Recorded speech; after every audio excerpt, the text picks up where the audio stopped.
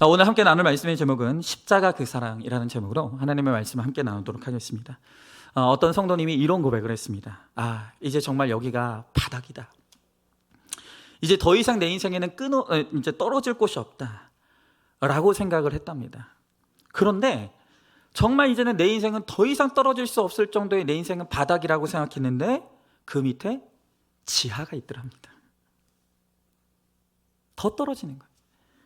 그래도 이분은 마음을 단단히 먹고 내가 이 지하에서라도 희망을 가지고 잘 살아봐야지 했는데 세상에 그게 끝이 아니었어요. 지하에는 2층도 있고 3층도 있더랍니다. 여러분, 이렇게 끊임없는 고난에 몸과 마음이 지치면서 이분이 표현하기를 정말 총 맞은 것처럼 아프다. 끊임없이 내 인생이 떨어지는 일들을 겪으면서 여기가 바닥인 줄 알았더니 지하가 있고, 지하로 끝난 줄 알았더니 지하가 2층이 있고 3층이 있는, 끊임없이 떨어지는 것을 경험하면서 총 맞은 것처럼 아프다라는 고백을 합니다. 여러분, 지금 우리가 아브라함과 사라를 보고 있는데 이 고난으로 치면 아브라함만큼 정말 이 끝없는 고난이 있는 인생이 또 있을까? 여러분, 하나님께서 아브라함을 부르시고 내가 너에게 자녀를 줄게, 나를 믿어라. 여러분, 이렇게 말씀하시고 무려 24년을 기다리게 하셨습니다. 여러분, 너무한 거 아닙니까? 약속하셨으면 어느 정도껏 해야지 세상에 24년이나 기다리게 하시는 거예요. 여러분, 그런데 이게 아브라함만의 이야기가 아니에요. 오늘 우리 성도님들 가운데 24년을 같이 살며 기도했는데 내 남편이 아직 예수 안 믿고 내 자녀들이 아직 교회 나오지 않아요. 우리에게도 아브라함과 같은 24년이 있다는 거예요. 여러분, 제가 아들이니까 이런 고백을 할 수 있는데 저희 원로 목사님 사모님, 원로 사모님 현직에 계실 때 정말 기도 제목이 있었어요. 눈물로 새벽마다 기도했던 기도 제목이 있었어요. 그게 뭐냐면, 하나님, 우리 남편 설교 좀 잘하게 해주세요. 제가 아들이기 때문에 이야기할 수 있는 거예요. 저희 어머니가 평생 놓고 기도했던 기도 제목이 뭐냐면, 하나님, 우리 남편 설교 좀 잘하게 해주세요. 그걸 놓고 몇십 년을 기도했어요. 그런데 은퇴하실 때까지 기도 응답이 안 됐어요. 여러분, 이만하면 우리도 아브라함 못지않은 고난을 겪고 있는 거 아닙니까? 여러분, 이 정도 기다렸으면 이제 하나님 복 주실 때 되지 않았습니까? 근데 너무 가슴이 아픈 것은 아직도 넘어야 될 산이 있고 아직도 통과해야 될 관문이 있다고 말씀하시는 거예요. 여러분, 하나님의 마음을 아십니까? 하나님이 우리보다 여러분들에게 더 복 주시길 원하세요. 너무 하나님은 주시고 싶은 것들이 많아요. 그런데 문제는 우리가 준비가 되지 않은 거예요. 하나님은 간절히 오늘이라도 정말 하나님의 것을 우리들에게 부어주고 싶어 하시는데 우리가 그것을 담아낼 만한 그릇이 준비되어 있지 않은 거예요. 믿음이 준비되어 있지 않은 거예요. 여러분, 그런 우리를 보시면서 하나님은 너무너무 탄식을 하시는 것입니다. 여러분, 이제 오늘 본문을 통해서 우리가 보게 되는 이 사라도 마찬가지예요. 오늘 하나님께서 나그네의 모습으로 변장해서 찾아오시고 이제 정말로 이 하나님의 약속을 이루시려고 하고 계세요. 그런데 사라는 여전히 하나님 앞에 코웃음치고 있어요. 이런 불신과 의심의 태도로 여전히 하나님과 거리를 두고 있는 이 사라를 보면서 하나님이 통곡하시네요. 얼마나 기다려야 되냐? 내가 얼마나 너를 기다려야 되느냐? 여러분, 그러나 오늘 이 말씀 속에 하나님의 사랑이 있어요. 그럼에도 불구하고 아브라함과 사라를 하나님께서 끝까지 포기하지 않으십니다. 끝까지 붙잡아 주십니다. 그리고 마침내 아브라함의 나이 100세, 사라의 나이 90세, 모든 소망이 끊어진 때 아들을 낳게 되는 기적의 사건들을 허락해 주시는 거예요. 여러분, 그래서 오늘 여러분들 말씀 잘 들으셔야 돼요. 특별히 오늘 여러분들 가운데 복받기 원하시는 분들, 정말 하나님은 복의 하나님이시라고 하는데 복받기를 원하시는 분들, 오늘 이 말씀을 통해서 어떻게 하면 하나님의 그 풍성한 은혜와 복을 내가 누릴 수 있는가? 오늘 우리가 그것을 위해서 필요한 것이 무엇인가? 여러분, 우리가 그것을 함께 좀 보도록 하겠습니다. 자, 먼저 첫 번째로 나와 주님 사이에는 아직도 막이 있습니다. 오늘 하나님께서 우리들에게 너무나 많은 것을 주시기를 원하시는데 그것이 지체되고 여전히 이루어지지 않는 이유는 하나님과 우리 사이에 가로막힌 막이 존재한다는 거예요. 자, 오늘 9절의 말씀에 보니까 그들이 아브라함에게 이르시되 내 아내 사라가 어디 있느냐 대답하되 장막에 있나이다. 여러분, 우리가 저번 주에 말씀 기억하십니까? 드디어 삼위일체 하나님께서 초라한 나그네의 모습으로 변장하고 아브라함을 찾아오셨어요. 그리고 사라를 통해 이제 드디어 너에게 자식을 얻게 하시겠다고 하면서 오늘 무엇을 물으시냐면 내 아내 사라가 어디 있느냐. 여러분, 오늘도 하나님은 우리를 애타게 찾고 계세요. 네가 어디 있느냐. 아담과 하와가 범죄하여서 나무 그늘 밑에 숨어 있을 때 그때도 하나님은 찾으셨어요. 아담아, 네가 어디 있느냐. 오늘도 있어야 될 자리에 있지 않고 예배의 자리를 떠난 우리들을 하나님 부르시고 네가 어디 있느냐.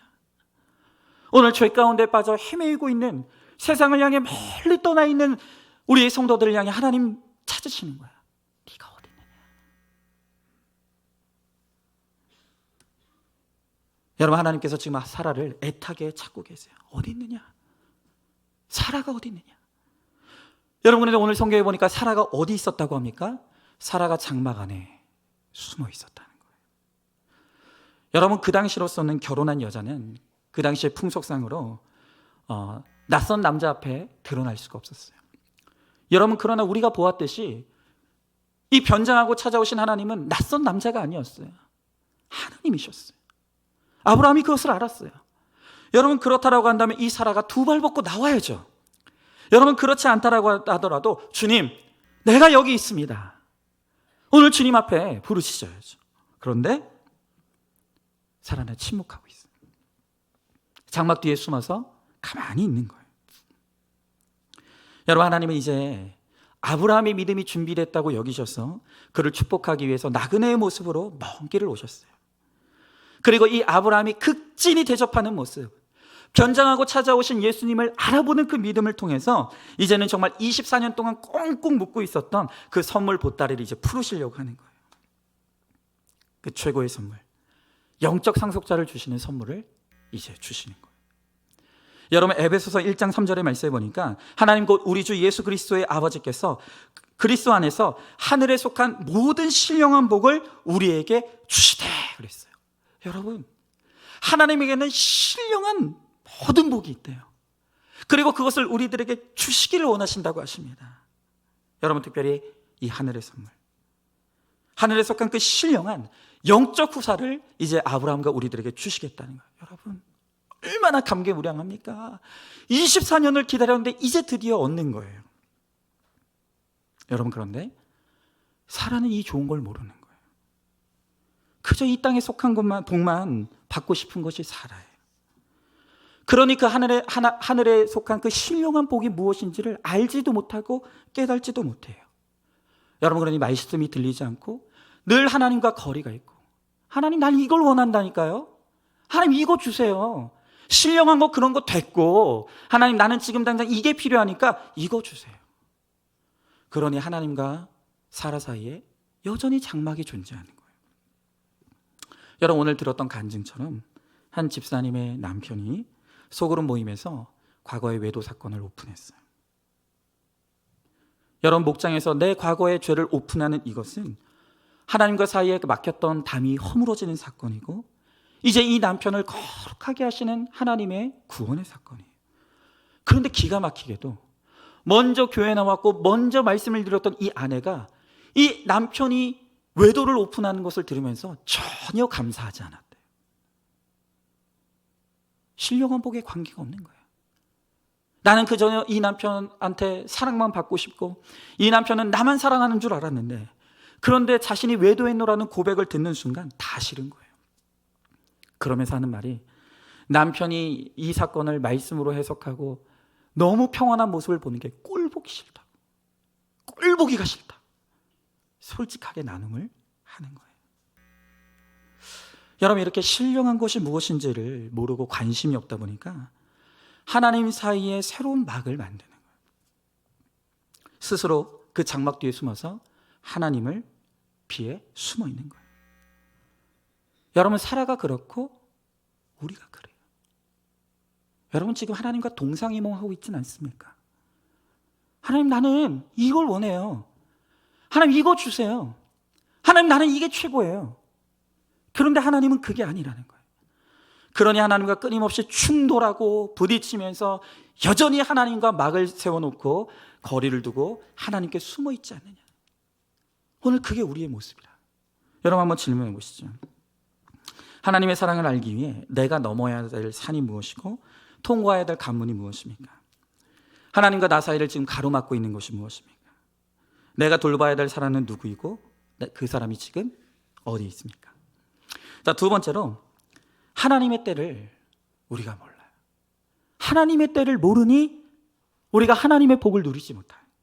자, 오늘 10절의 말씀을 보니까 그가 이르시되 내년 이맘때에 내가 반드시 내게로 돌아오리니 내 안에 사라에게 아들이 있으리라 하시니 사라가 그 뒤 장막 문에서 들었더라. 여러분, 하나님은 이미 수차례 3번이나 반복해서 사라에게 아들이 있을 것이다. 너의 몸속에서 나오는 자녀를 내가 영적 후사로 허락할 것이다 라고 분명하게 말씀하셨지만 사라는 여전히 장막 뒤에 숨어 있는 거예요. 여러분, 반면에 아브라함은 영적 상속자를 주신다는 이 말씀을 이제 믿기 시작하는 거예요. 하나님이라면 하실 수 있어. 그래, 하나님이 주시겠다고 하셨으니 반드시 이루어질 것이야. 이제 아브라함의 믿음은 준비된 거예요. 여러분, 그래서 이제 몸과 마음에 할례를 행했죠. 그리고 초라한 모습으로 변장하고 찾아오신 예수님도 알아보았어요. 그런데 문제는 여전히 준비되지 못한 사라예요. 안 들리는 거예요. 안 믿어지는 거예요. 끊임없이 하나님과 장막을 세우고 자기 멋대로 자기 방법대로만 살려고 하는 거예요.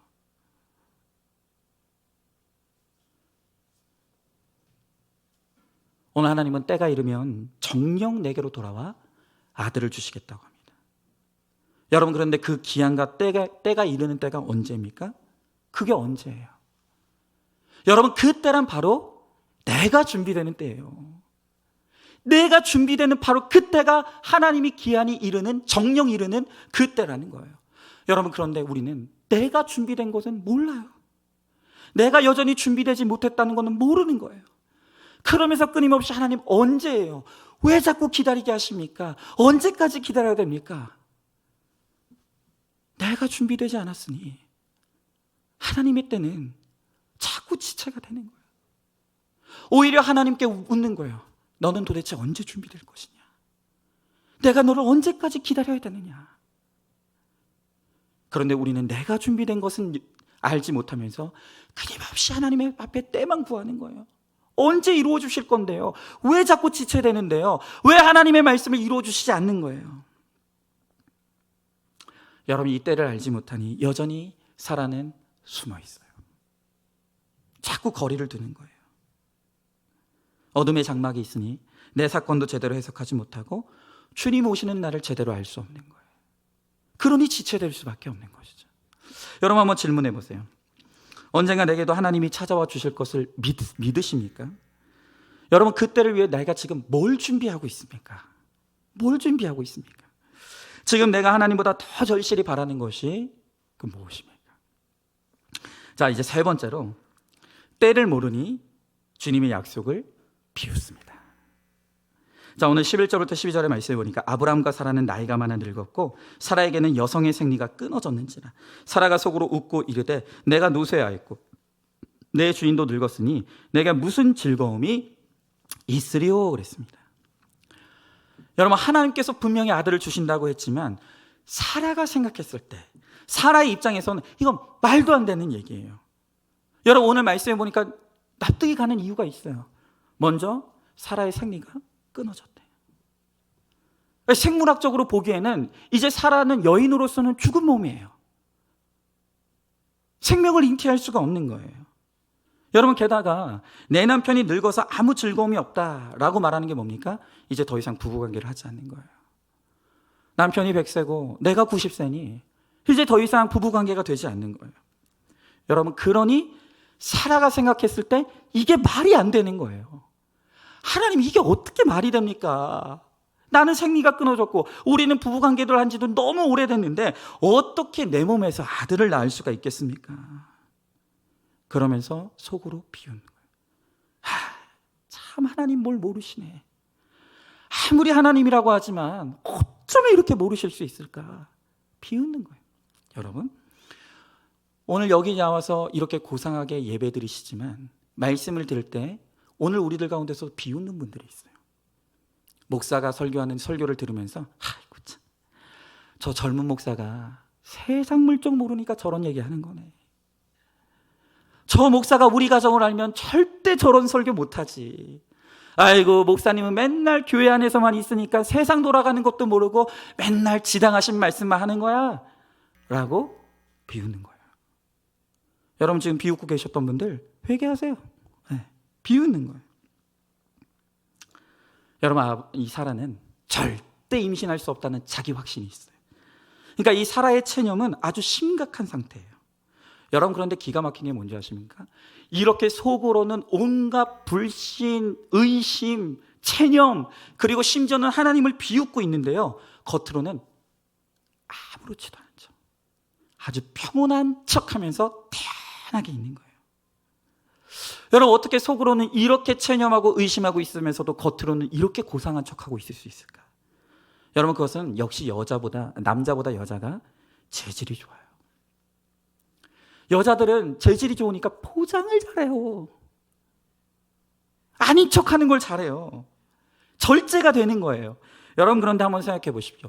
지금 이 사라가 속으로는 부글부글 끓으면서 아무렇지도 않은 척하는 이 절제가 여러분 믿음일까요? 성품일까요? 이게 믿음으로 처리된 절제입니까? 성품으로 처리된 절제입니까? 여러분, 갈라디아서에 보면 성령의 9가지 열매가 있어요. 성령의 열매는 이것이니 사랑과 희락과 화평과 오래 참음과 자비, 양성, 충성, 온유, 절제니라. 여러분, 성령의 은혜로 처리된 절제가 있어요.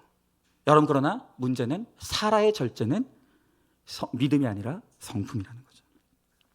여러분, 사례의 이름이 공주라고 했죠. 여러분, 그는 공주예요. 늘 사람부터 이쁘세요. 어쩌면 그렇게 교양 있으세요. 어쩌면 그렇게 믿음이 좋으세요. 칭찬만 받고 살았어요. 여러분, 그러니 사례는 이제 더 이상 이 교양이 자기 우상인 거예요. 언제나 나는 사람들한테 칭찬받고 인정받고 사람들로부터 이쁘다는 소리를 들어야 되는 거예요. 그러니 속에서는 부글부글 끓고 온갖 죄는 다 지으면서 겉으로는 싹 안면을 몰수하고 거룩한 척하고 있는 거예요. 여러분, 그래서 교양 있는 척하는 건 병이에요. 여러분, 그거 병이에요. 여러분, 사나운 꼴을 당하고 말도 못할 고난을 당하고 있으면서도 괜찮아 저는 괜찮아요 웃어 넘기는 거예요. 여러분, 그러면 안 돼요. 화날 때는 화내고요, 욕하고 싶을 땐 욕해야죠. 그리고 나는 회개하면 되는 거예요. 지금 속으로는 막 온갖 것이 쌓여 있고 막 병들어 있고 골마 터질 지경인데 겉으로는 날마다 교양을 떨면서 괜찮아요. 제가 우리 성도님들 중에서 집사님 요즘 힘드시죠? 그럼 꼭 돌아오는 대답이 괜찮아요. 많이 어려우시죠? 괜찮아요. 제발 좀 그러지 마세요. 여러분, 슬픈 일이 생겼는데도 그 감정을 억누른 채 품위만 지키고 앉아있으면 죽어요. 울 때는 펑펑 울어야 돼. 속상할 때는 죽일 놈 살릴 놈 하면서 목장에서 막 다 쏟아내야 되는 거예요.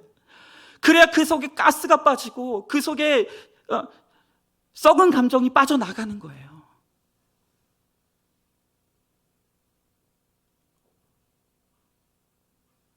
여러분, 그런데 정말 병든 분들은요, 희노애락이 없어요.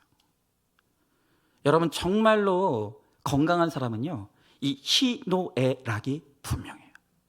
즐거울 때는 막 목젖을 내놓고 막 박장대소를 하고, 슬플 때는 눈물이 막 팍 쏟아지도록 우는 거예요. 근데 이 사람이 건강한 사람들인 거예요. 이 살아있는 사람들인 거예요. 근데 마음이 병든 사람, 깊은 우울함에 빠져 있는 사람들은요, 희노애락이 없어요. 웃긴 게 있어도 슬픈 게 있어도 여러분 이 교양병에 빠지신 분들 정말 이런 표현 죄송한데 좀 재수가 없어요. 이 교양병에 빠지신 분들은요 웃을 때 꼭 어떻게 하는 줄 아세요? 분명히 웃겨. 속으로는 너무 웃고 있어요. 근데 이 교양병에 빠진 사람은 너무 싫어요.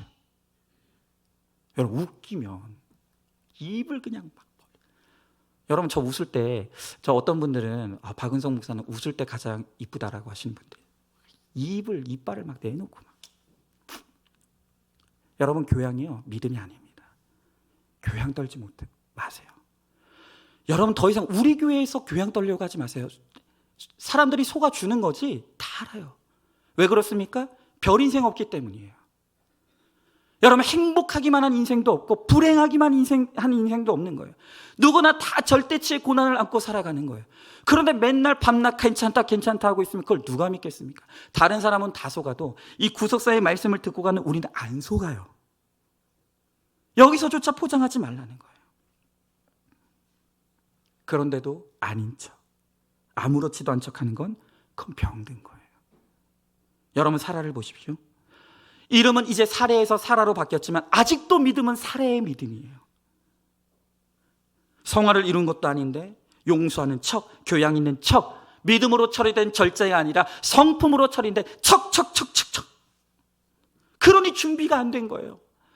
하나님이 이 사라를 통해서 영적 후사를 낳는 이 어마어마한 복을 준비하고 계시는데 여전히 사라는 이름은 사라인데 여전히 믿음은 사례의 믿음에 머물러 있으니까 이게 안 되는 거예요. 주실 수가 없는 거예요.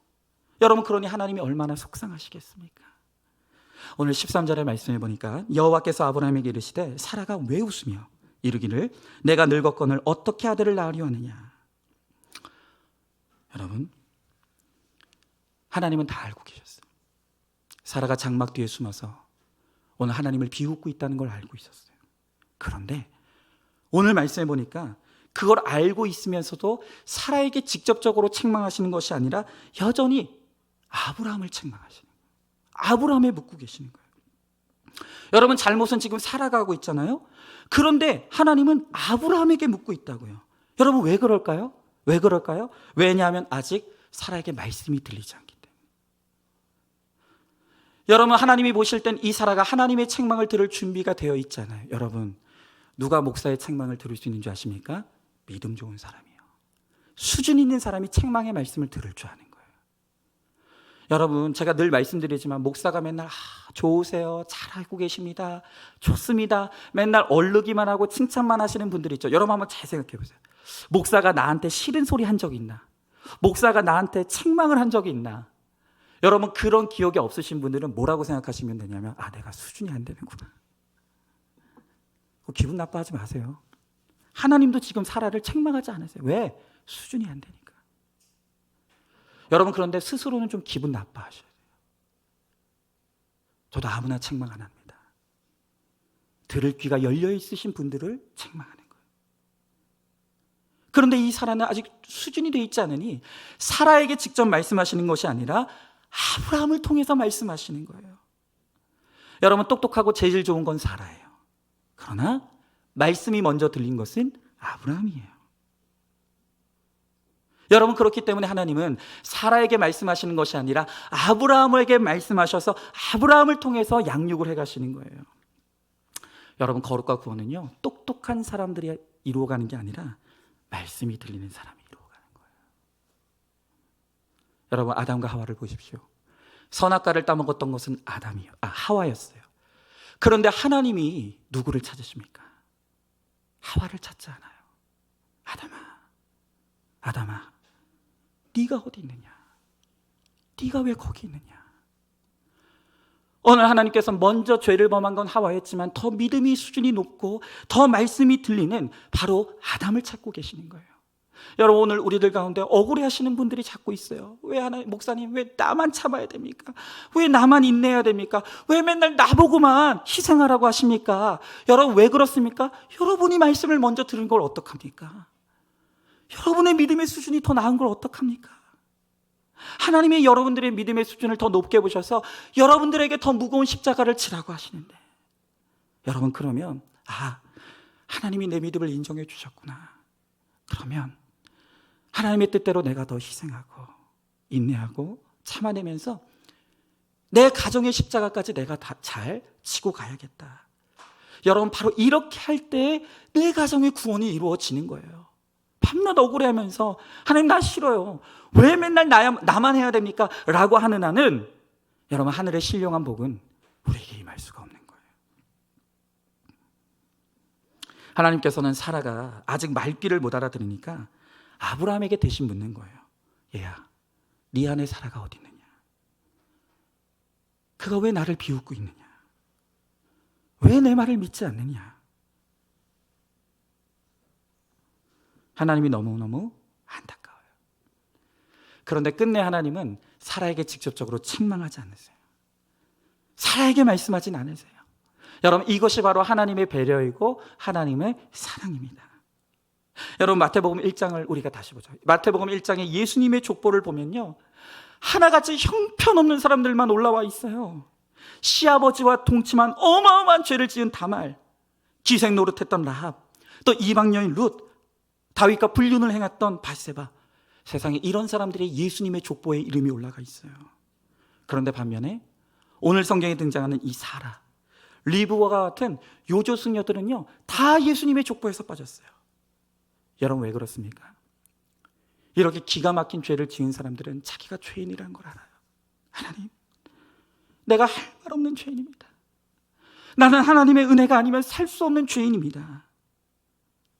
저절로 회개가 되는 거예요. 여러분, 그러나 사라는 이삭의 어머니, 여러 민족의 어머니가 되었어도 아직도 이 교양과 포장이 벗겨지질 않으니까 자기가 100% 죄인이라는 게 인정이 안 되는 거예요. 인정이 안 돼요. 여러분, 이 공주과가 다 이래요. 얼굴 이쁘죠? 남편 사랑 듬뿍 받죠? 그러니 내 죄가 안 보이는 거예요. 여러분, 주위를 한번 둘러보세요. 남편 사랑 듬뿍 받으면서 자기 죄를 뼈저리게 회개하는 사람이 있나 없나 한번 보세요. 없다니까요. 자기가 다 잘나서 그런 줄 알아요. 내가 똑똑한 줄 알아서 그러는 거예요. 여러분, 우리 교회도요, 딱 이 사락과 집사님이 계세요. 사락과 집사님. 내가 누구라고 말씀 못 드리는데 그분은 알 거예요. 사락과. 근데 겉으로 보면요, 차분해요. 아무 일도 없는 것 같아요. 그런데 그 가정에서는 남편과 끊임없이 부딪히고 싸우고 있는 거예요. 너무너무 갈등이 심해요. 그래서 이러던 내가 정말 나도 우리 가정도 큰일 나겠다 해서 저에게 찾아왔어요. 그래서 제가 그분에게, 집사님, 정신과 가세요. 정신과 가서 전문가의 처방 받고, 그리고 약이 필요하면 약도 드세요. 근데 너무 감사한 것이, 비록 사락과긴 한데 들은 말씀이 있어서 병원 갔어요. 이제 병원 가서 진단을 받는데 그 병원 의사 선생님 실력이 있는 분이더라고요. 이분이 정확하게 이 집사님을 진단하기를 뭐라고 했냐면, 이 집사님은 문제가 생기면 그냥 덮는 것이 습관이 됐다는 거예요. 문제가 해결된 게 아니에요. 문제는 그대로 있어요. 그런데 뭔가 문제가 발생하면요, 부딪히기 싫은 거예요. 갈등하기가 싫은 거예요. 그러니까 분명히 지금 썩어 문드러진 문제와 갈등이 있는데, 상한 감정이 있는데 덮어버리는 거예요. 여러분, 생각해 보십시오. 지금 썩어버린 문제가 있는데 그거를 도려내는 게 아니라 숨겨놨어요. 그러니 그것이 그 속에서 어떻게 되겠습니까? 곪죠. 더 썩죠. 그러니까 이게 아픈 거예요. 우울증이 되는 거예요. 여러분, 찌질한 인생을 살아도 내가 그 죄인이 맞습니다. 여러분, 나를 온전히 드러내고 나의 상함과 나의 연약함과 나의 악함을 온전히 드러내는 것이 복된 인생이고 건강한 인생이에요. 여러분, 남편이 속썩입니까? 욕 좀 하세요. 목장에 와서 욕하세요. 그리고 사랑이 없는 나를 회개하시란 말이에요. 온전히 품지 못한 나를 회개하시란 말이에요. 여러분, 사라는 아직도 인간적인 생각을 넘어서지 못했어요. 여러분, 교양만 있지 여전히 믿음이 준비되어 있지 않으니까 이 하나님의 신령한 복을 담을 수 있는 이 그릇이 없는 거예요. 여러분, 그러니 자꾸 이 하나님의 약속의 성취가 지연이 되는 거예요. 미뤄지는 거예요. 자, 한번 질문해 보십시오. 하나님의 말씀이 잘 들리십니까? 그 말씀을 비웃은 적은 없습니까? 아직도 내 체면과 교양이 우상이 되어서 드러내지 못하는 죄와 상한 감정은 무엇입니까? 자, 넷째로, 그러나 하나님께는 능치 못할 일이 없습니다. 자, 14절의 말씀에 보니까 여호와께 능하지 못한 일이 있겠느냐? 기한이 이를 때 내가 내게로 돌아오니 사라에게 아들이 있으리라. 여러분, 오늘 하나님께서 하나님의 능력을 제한하며 비웃고 있는 사라를 향해서 뭐라고 말씀하십니까? 내가 능치 못할 일이 있겠느냐? 내가 하나님이다. 내게 능치 못할 일이 있겠느냐? 여러분, 하나님께는 불가능이란 없어요. 그런데 사라가 하나님을 스스로 제한하는 거예요. 하나님의 능력을 제한하는 거예요. 여러분, 영적인 일은 세상적인 생각으로 판단할 수가 없어요. 내 눈으로 보이는 것만 믿으려고 하고 내 상식에서만 믿으려고 하면 여러분, 그 믿음이 얼마나 제한적이겠습니까? 아무리 믿음을 강조해도 우리는 눈에 보이는 것만 믿으려고 해요. 보이지 않는 것을 믿으라고 하면 근심하는 거예요. 여러분, 오늘 하나님께서는 이 아브라함과 사라에게 때가 되면 반드시 너의 몸에서 아들을 낳게 하리라고 말씀하셨어요.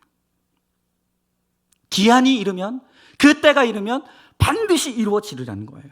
여러분, 그런데 그 기한이 이르는 때라는 게 언제라고요? 그 때가 언제라고요? 여러분, 하나님의 때와 우리의 때는 달라요. 이미 하나님은 모든 것을 다 준비해놨어요. 그러면 언제가 하나님의 때가 이르는 기한이라고요? 내가 준비되는데요. 내가 준비되는데.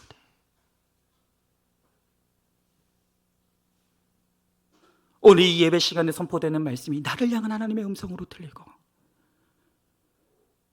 그 말씀대로 믿고, 그 말씀대로 살고, 그 말씀대로 누리는, 그 말씀이 내 안에 세워지고 예수 그리스도가 내 안에 함께 거하게 되시는 그 거룩이 이루어지는 그때, 바로 그때가 하나님의 기한과 때가 이르는 그때라는 거예요.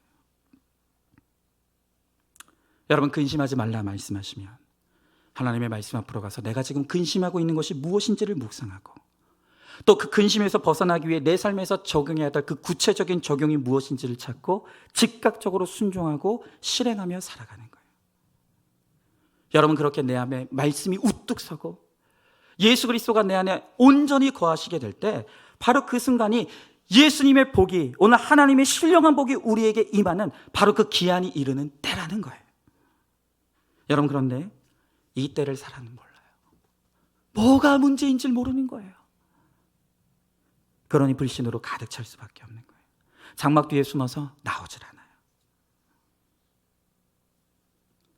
여러분, 어떤 집사님이요, 큐티를 하면서 내 마음에 근심하지 말라는 말씀을 받았어요.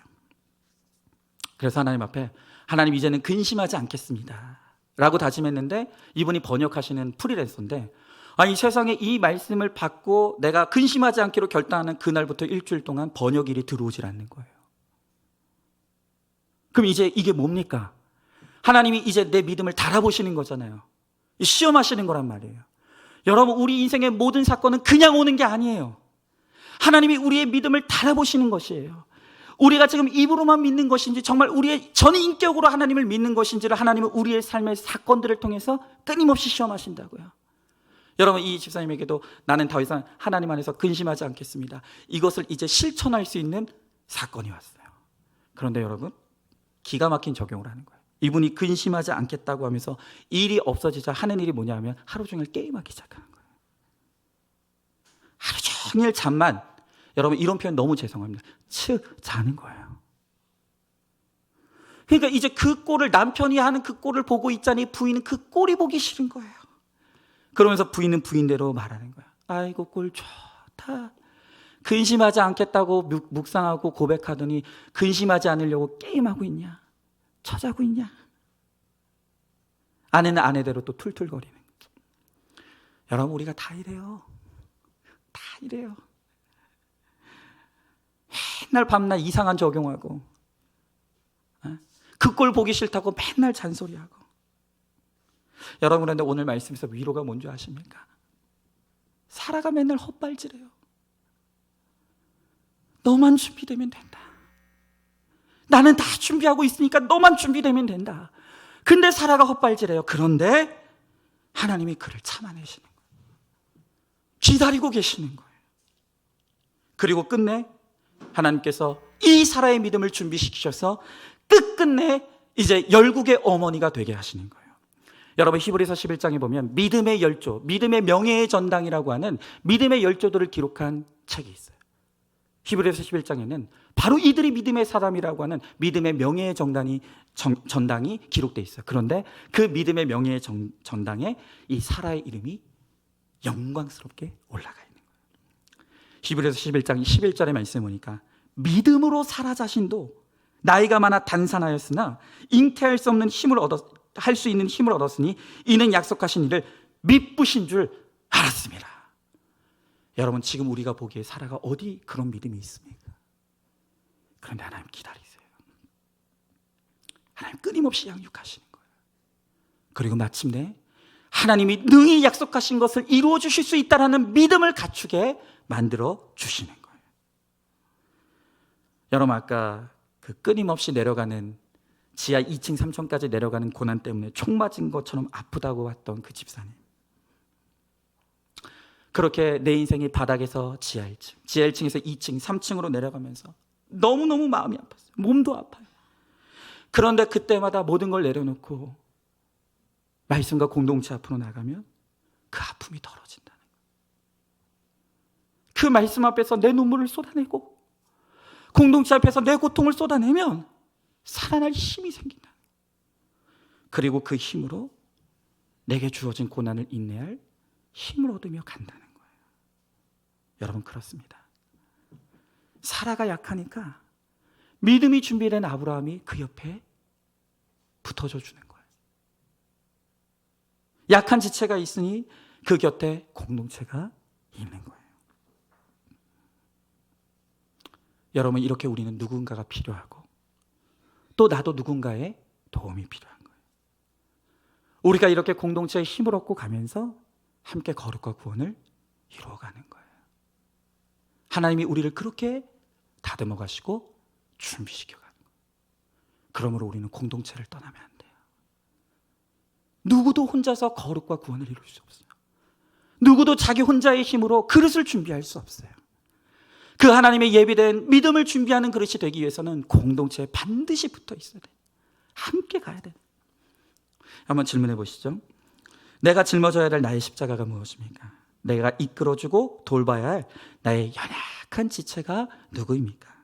그 연약한 지체를 위해 지금 어떤 수고를 하고 계십니까?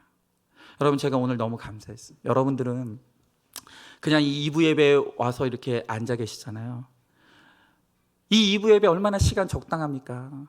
내가 그동안 2부 예배만 있으니까 밤 늦게까지 드라마 보고 뭐 보고 그래도 아침에 11시에는 올 수 있으니까. 그런데 오늘 이제 1부 예배가 재개됐잖아요. 그래서 이제 우리 주일학교를 섬기는 우리 교사 선생님들이 이제 여기가 좋사오니 하던 이제 2부 예배를 벗어나서 포기하고 아침에 1부 예배에 나오시는 거예요. 2년 만에 1부 예배 드리니까 막 지각하고 난리더라고요, 아주. 여러분, 그래도 오는 거예요. 왜요?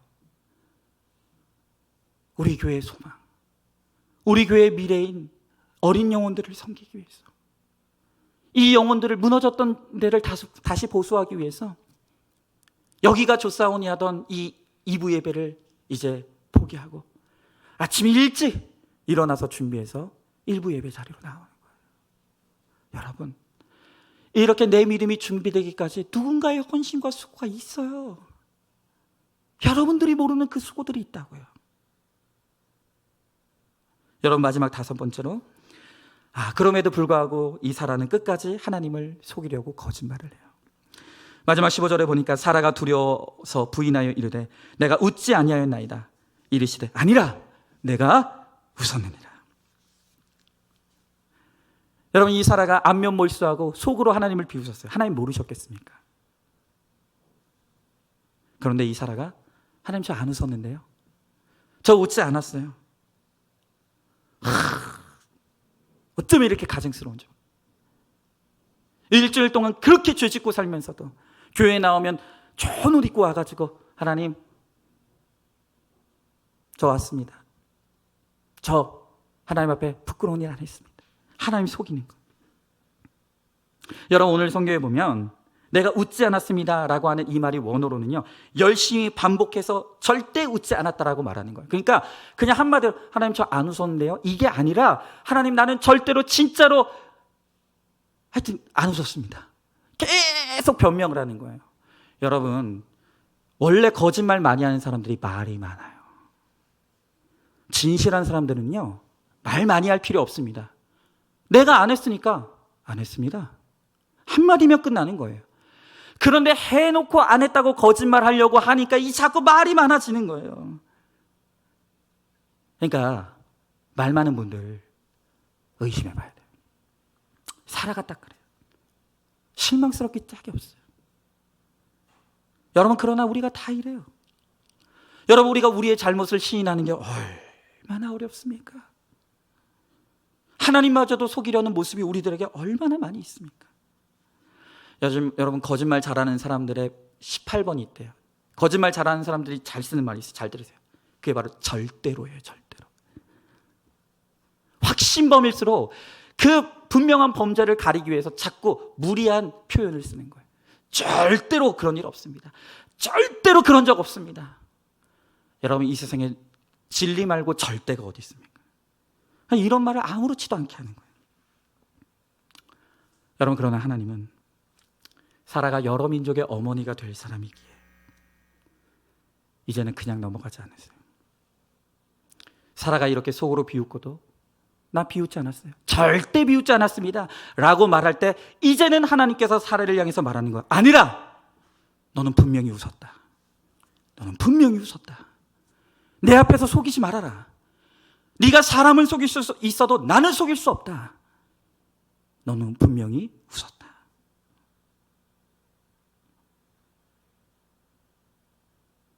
여러분, 하나님께서 이제 사라를 책망하시죠. 여러분, 그러나 하나님이 사라를 책망하시되 사라를 버리지 않아요. 그럼에도 불구하고 끝까지 그를 인도해 가시는 거예요. 그가 열국의 어머니로 준비되는 믿음이 될 때까지 하나님 그를 인내하시고 참아내시고 기다리시고 끊임없이 양육하시는 거예요. 여러분, 그러므로 우리가 아무리 불평하고 또 불만을 늘어놓아도 꿍시렁대도 예배 자리에 있어야 돼요. 공동체에 붙어 있어야 돼요. 끊임없이 양육의 자리에 있어야 돼요. 여러분, 그렇게 되면 하나님께서 기한이 이르러 때가 되면 우리도 열국의 아버지, 열국의 어머니가 되는, 내 모습을 보면 그럴 수 없을 것 같지만 그러나 하나님께 붙어만 있으면 하나님께서 우리를 그렇게 반드시 세워주실 줄로 믿습니다. 여러분, 믿음이란 무엇입니까? 오늘 히브리서 1장 11절의 말씀 보니까 믿음은 바라는 것들의 실상이고 보지 못하는 것들의 증거라 그랬어요. 믿음은 우리가 볼 수 없는 것, 우리가 알 수 없는 것을 현재의 시간으로 끌어오는 거예요. 다시요, 믿음은 뭐라고요?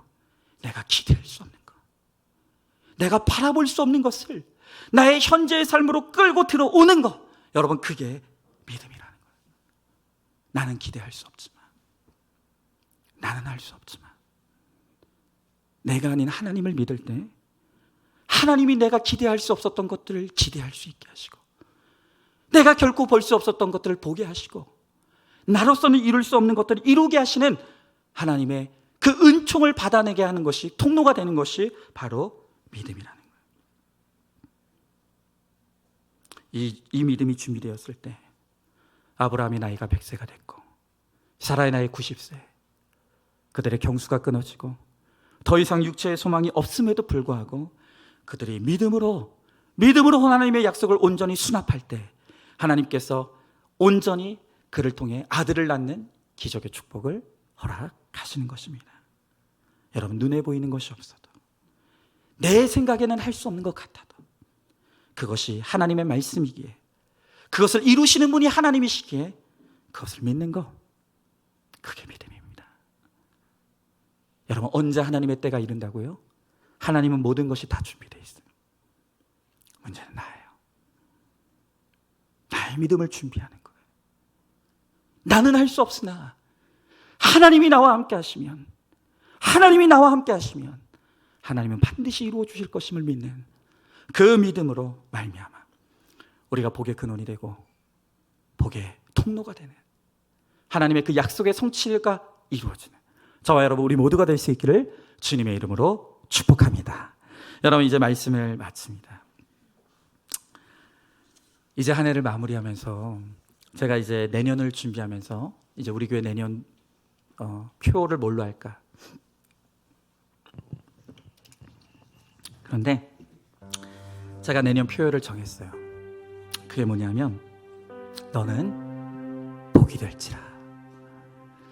하나님께서 갈대아 우르의 우상의 땅에서 거하고 있을 때 그를 불러내시며 하셨던 축복의 말씀, 너는 복이 될지라.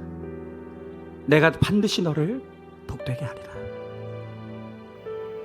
여러분, 그때 아브라함은 도저히 복을 누릴 수 없는 지경의 사람이었어요. 그러나 우리가 이 성경을 차례대로 지금 읽어가면서 이 아브라함을 하나님께서 어떻게 준비하시는지를 보고 있어요. 이 형편없는 사라를 공주의 인생을 살면서 착한 병에 걸려있던, 교양병에 걸려있던 그를 하나님께서 어떻게 열국의 어머니로 변화시켜 가시는지를 우리가 보고 있는 거예요. 여러분, 나는 형편없지만, 여전히 나는 아무것도 준비되어 있지 않지만 우리가 하나님 안에 붙어만 있으면 내가 아닌 하나님께서 우리를 반드시 준비시켜 주실 줄로 믿습니다. 그리고 우리도 정한 그 기한의 때가 이르면 너는 복이 될지라, 너는 복이 될지라. 하나님의 이 기가 막힌 약속의 말씀이 우리 가운데 성취되는 놀라운 은혜를 반드시 오늘 우리 한 사람 한 사람에게 주실 줄로 믿습니다. 여러분, 이것을 믿고 이제까지 내가 속으로 하나님의 말씀을 비웃었던 그 불신의 죄, 하나님, 내가 하나님 비웃었습니다. 나는 안 되는 줄 알았고 하나님이 할 수 없는 줄 알았습니다. 하나님, 그러나 내가 이제 하나님 믿겠습니다. 하나님, 나는 할 수 없으나 능치 못하실 전능하신 하나님을 내가 믿고 갑니다. 믿음대로 거룩의 길, 십자가의 길을 쫓겠습니다. 주님, 나와 함께 하시고 내 가정과 함께 하셨어요.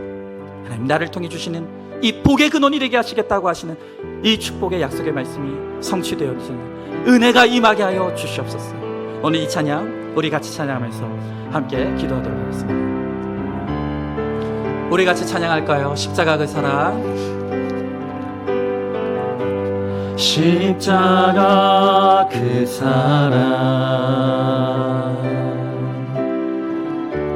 멀리 떠나서 무너진 나의 삶 속에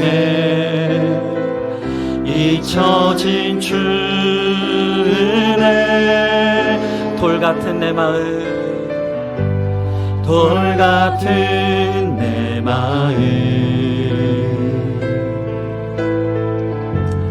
어루만지사 다시 일으켜 세우시, 다시 일으켜 세우신 주를 찬양합니다. 주 나를 보호하시고, 주 나를 보호하시고 날 붙드시니 나는 외롭고 존귀한 주님의 자녀라. 주 너를 보호하시고, 주 너를 보호하시고 널 붙드시니 너는 외롭고 존귀한 주의 자녀. 우리 2절 찬양합니다. 지나간 일들을, 지나간 일들을 기억하지 않으십니다. 기억하지 않고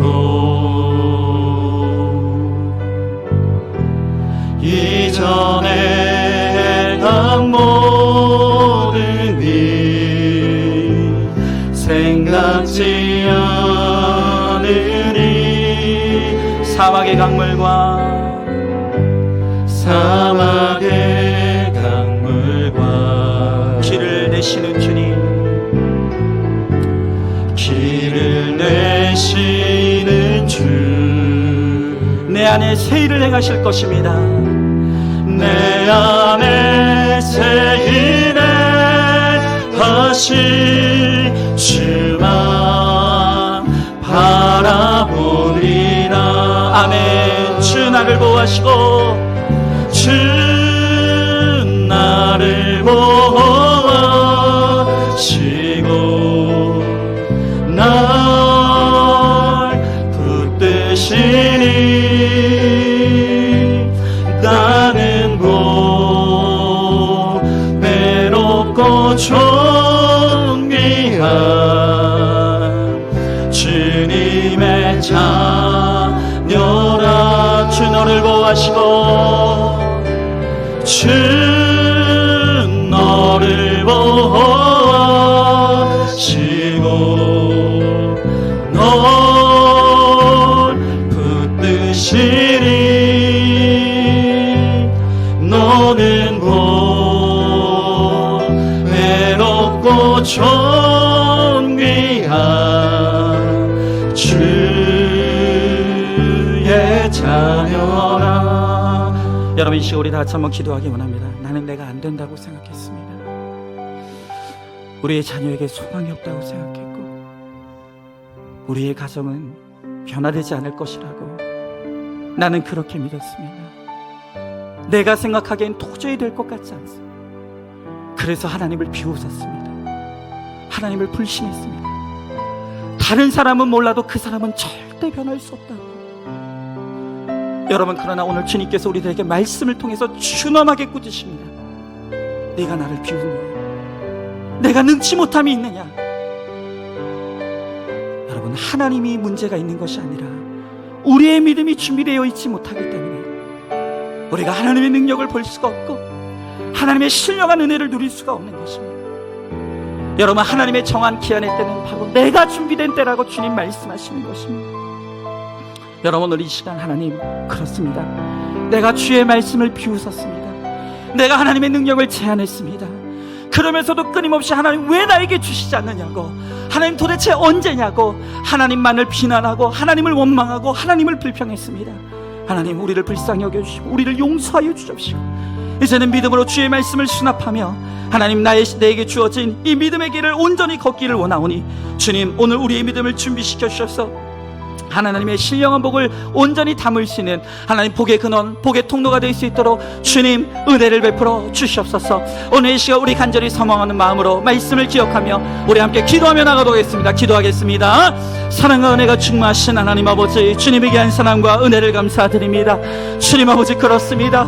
오늘 주님 우리들에게 말씀하시고 하나님 우리들에게 온갖 좋은 것을 주시기 위해 하나님 주님은 모든 것을 준비해 놓으셨지만 하나님, 내가 준비되어 있지 않습니다. 하나님, 끊임없이 주의 말씀을 비웃었습니다. 하나님, 끊임없이 주님을 의심했습니다.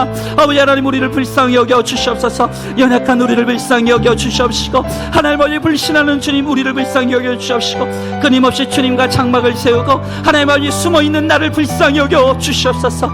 하나님, 이제는 주님 앞으로 온전히 나올 수 있게 하여 주시옵시고 주의 말씀 앞에 깨어지게 하여 주시옵시고 하나님, 그 말씀을 믿음으로 온전히 수납하며 아멘, 그 말씀에 아멘으로 하나님의 영접함으로 말미암아 아멘, 나를 통해 이루어지는 하나님의 놀라운 약속의 말씀이 성취되어지고 하나님, 복의 근원, 복의 통로가 되어질 수 있도록 주여 하나님 아버지 함께하여 주시옵소서. 주님, 주님이 하시면 될 줄로 믿습니다. 나는 할 수 없지만, 나는 아니지만 하나님 아버지, 우리로서는 소망이 없지만 하나님 아버지 주님이 하시면 할 수 있는 줄로 믿습니다. 주여 하나님 아버지 함께하여 주시옵시고 하나님, 우리의 믿음을 붙들어 주시옵소서. 하나님, 이런 형편없는 믿음이라도 오늘 나를 사랑한다고 말씀하시며 여전히 나를 붙드시는 하나님의 사랑에 매여 오늘도 하나님 아버지 온전히 주님께 나아가오니 주님, 우리를 준비시켜 주시고 우리를 양육하여 주셔서 주의 은혜와 복을 누릴 수 있도록 주님 함께하여 주시옵소서. 역사하여 주시옵소서. 하나님, 그렇습니다. 하나님께서 나를 주의 사랑받는 자녀로 불러주셨고 나를 믿음 안에 거하게 하셨지만 여전히 나는 하나님과 사이에 장막을 세워놓고 그 뒤에 숨어서 하나님의 말씀을 비웃었고 하나님의 능력을 제한했습니다. 그러면서도 끊임없이 하나님을 향해서 하나님, 왜 나에게 주시지 않느냐고 왜 나는 날마다 이 모양이 이 꼴이냐고. 하나님은 도대체 어디 계시느냐고. 하나님을 원망하고 불평했습니다. 주님, 우리의 믿음 없음을 불쌍히 여겨주시고 우리의 죄악됨을 용서하여 주시옵소서. 나는 형편없지만, 나는 소망이 없는 인생이지만, 그러나 하나님은 오늘 우리들에게 소망이 있다 말씀하시며 내가 너를 복의 통로, 내가 너를 복의 근원이 되게 하겠다고 주님 말씀하십니다. 하나님, 주께 능치 못할 일이 없음을 믿습니다. 주님이 하시고자 하시면 반드시 그렇게 될 줄로 믿습니다. 하나님, 우리들에게 그 믿음을 허락하시고 그 믿음이 준비될 수 있게 하시고 그 그릇이 갖추어지게 하셔서 하나님, 주님 나에게 준비되고 예비하신 하늘의 신령한 은혜와 복을 온전히 담아내며 하나님, 그 복을 하나님 이 우리의 가정에 흘려보내고 우리의 지체들에게 흘려보내며 이 세상 가운데 흘려보내는 하나님 복의 근원이 될 수 있도록 주님 우리 가운데 함께하여 주시옵소서. 하나님, 오늘 이 말씀의 주인공이 나이며 이 말씀의 주인공이 되기를 소망하는 하나님, 그 모든 우리 성도들 가운데 함께하여 주실 줄 믿사오며 사랑이 많으신 우리 예수님 이름 받들어 기도드리옵나이다. 아멘.